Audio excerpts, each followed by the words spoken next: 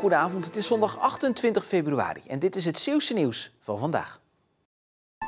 De schrik zit er goed in bij veel inwoners van Sas van Gent. Een 6-jarig jongetje overleed deze week nadat hij in een vijver aan de Benelukstraat terecht was gekomen. We missen hem gewoon vreselijk. Het is een hele lieve, mooie jongen. Heel lief en beleefd. En het is gewoon heel erg wat is gebeurd. Mijn dochter, al die kinderen spelen dagelijks samen. Dus, iedereen kan die elkaar, het is een klein dorp. Ik vind niet verantwoord dat er zo'n vijver ligt midden in een woonwijk, want er heel veel spelende kinderen zijn. Buurtbewoners zijn boos. Ze willen dat de vijver wordt aangepakt en zijn een petitie gestart. De beste oplossing is de vijver dichtgooien.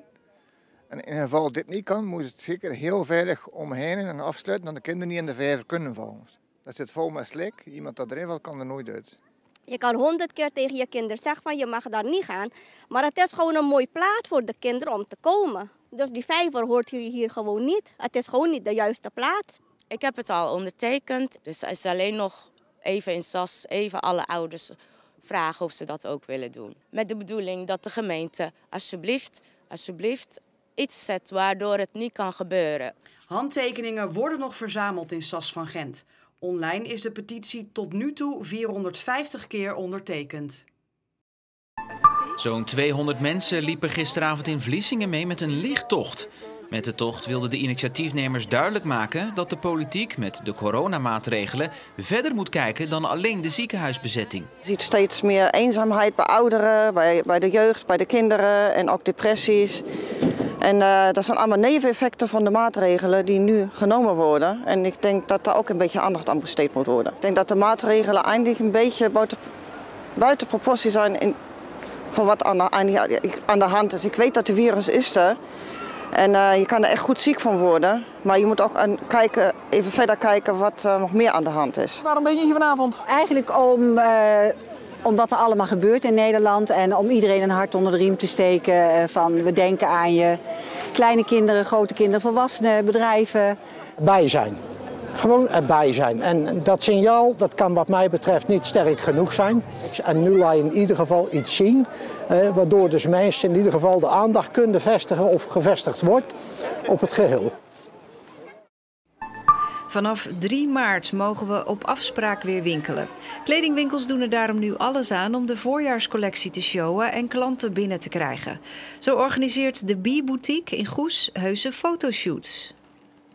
We vonden het leuker, wat toegankelijker om gewoon klanten uit de winkel zelf te vragen van vind je het leuk om in onze kleding een post te maken. En vervolgens is dat balletje gaan rollen en vonden ze het heel leuk om het herhaling nog eens te doen. De foto's worden in de binnenstad van Goes gemaakt en geplaatst op de sociale media van de winkel. Maar het kost meer tijd dan verwacht. Ja, het is echt wel een dagvullend programma soms. Zeker de website om alle foto's te uploaden en bij te houden. Ze is momenteel drukker met fotoshoots dan kleding verkopen. Daar moet verandering in komen en dus hoopt Schout snel klanten op afspraak te mogen ontvangen. Dan willen we natuurlijk wel even kijken in wat voor vat we dat moeten gieten. Maar ja, natuurlijk graag.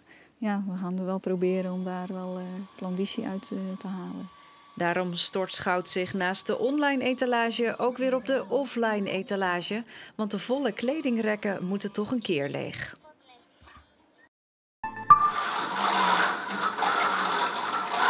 Voor de tweede keer tijdens deze lockdown werd de kantine van voetbalvereniging Kruiningen omgebouwd tot tv-studio. Zo'n 1500 leden konden thuis vanaf de bank meekijken naar de prijsverloting van het Rad van Avontuur. En normaal gebeurt dit in de kantine tijdens de derde helft. Maar ja, dat kan nu allemaal even niet. Voetballen zijn we iets minder als Kloetingen en Hoek en Hoes. Maar dit is toch wat top. Ja? Dat doen ze daar niet. U overtreft ze met gemak? Denk het. Ja? Het ligt natuurlijk ook aan de mensen van de club. Die doen het al vrijwillig. Het kost ons geen cent.